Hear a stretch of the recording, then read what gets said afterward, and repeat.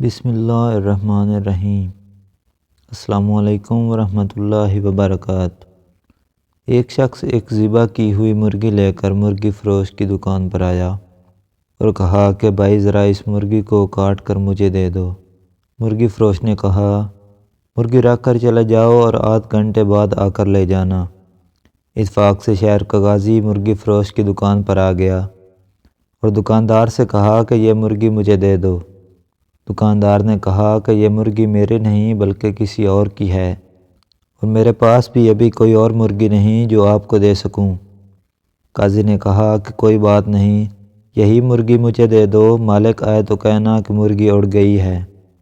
دکاندار نے کہا کہ ایسا کہنے کا بھلا کیا فائدہ ہوگا، مرغی تو اس نے خود ذبح کر کے مجھے دی تھی، پھر ذبح کی ہوئی مرغی کیسے اڑ سکتی ہے؟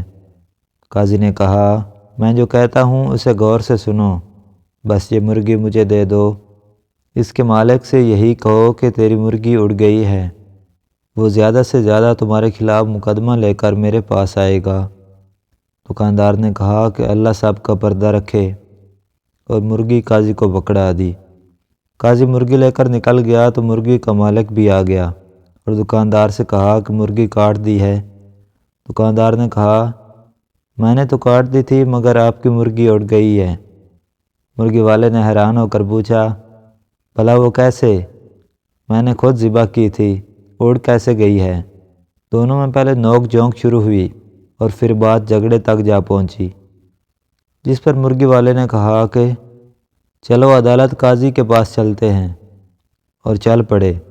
دونوں نے عدالت جاتے ہوئے رستے میں دیکھا کہ دو آدمی لڑ رہے ہیں، ایک مسلمان ہے جبکہ دوسرا یہودی۔ چھڑانے کی کوشش میں دکاندار کی انگلی یہودی کی آنکھ میں جا لگی اور یہودی کی آنکھ ضائع ہو گئی۔ لوگوں نے دکاندار کو پکڑ لیا اور کہا کہ عدالت لے کر جائیں گے۔ دکاندار پر دو مقدمے بن گئے۔ لوگ مرغی فروش کو لے کر جب عدالت کے قریب پہنچ گئے تو مرغی فروش اپنے آپ کو چھڑا کر بھاگنے میں کامیاب ہو گیا، مگر لوگوں کے پیچھا کرنے پر قریبی مسجد میں داخل ہو کر مینار پر چڑھ گیا۔ لوگ جب اس کو پکڑنے کے لیے مینار پر چڑھنے لگے تو اس نے چھلانگ لگائی تو ایک بوڑھے آدمی پر گر گیا، جس سے وہ بوڑھا مر گیا۔ اب اس بوڑھے کے بیٹے نے بھی لوگوں کے ساتھ مل کر اس کو پکڑ لیا اور سب اس کو لے کر قاضی کے پاس پہنچ گئے۔ قاضی مرغی فروش کو دیکھ کر ہنس پڑا کیونکہ اسے مرغی یاد آ گئی، مگر باقی دو کیسوں کا علم اسے نہیں تھا۔ جب قاضی کو تینوں کیسوں کے بارے میں بتایا گیا تو اس نے سر پکڑ لیا۔ اس کے بعد چند کتابوں کو الٹا پلٹا اور کہا کہ ہم تینوں مقدمات کا یکے بعد دیگرے فیصلہ سناتے ہیں۔ سب سے پہلے عدالت میں مرغی کے مالک کو بلایا گیا۔ قاضی نے پوچھا تمہارا دکاندار پر دعویٰ کیا ہے؟ مرغی والا جناب والا، اس نے مرغی چرائی ہے کیونکہ میں نے ذبح کر کے اس کو دی تھی، یہ کہتا ہے کہ مرغی اڑ گئی ہے۔ قاضی صاحب مردہ مرغی کیسے اڑ سکتی ہے؟ قاضی کیا تم اللہ اور اس کی قدرت پر ایمان رکھتے ہو؟ مرغی والا جی ہاں، کیوں نہیں قاضی صاحب۔ قاضی کیا اللہ تعالیٰ بوسیدہ ہڈیوں کو دوبارہ زندہ کرنے پر قادر نہیں؟ تمہاری مرغی کا زندہ ہو کر اڑنا بھلا کیا مشکل ہے؟ یہ سن کر مرغی کا مالک خاموش ہو گیا اور اپنا کیس واپس لے لیا۔ قاضی دوسرے مدعی کو لاؤ۔ یہودی کو پیش کیا گیا تو اس نے عرض کیا کہ قاضی صاحب اس نے میری آنکھ میں انگلی ماری ہے جس سے میری آنکھ ضائع ہو گئی ہے، میں بھی اس کی آنکھ میں انگلی مار کر اس کی آنکھ ضائع کرنا چاہتا ہوں۔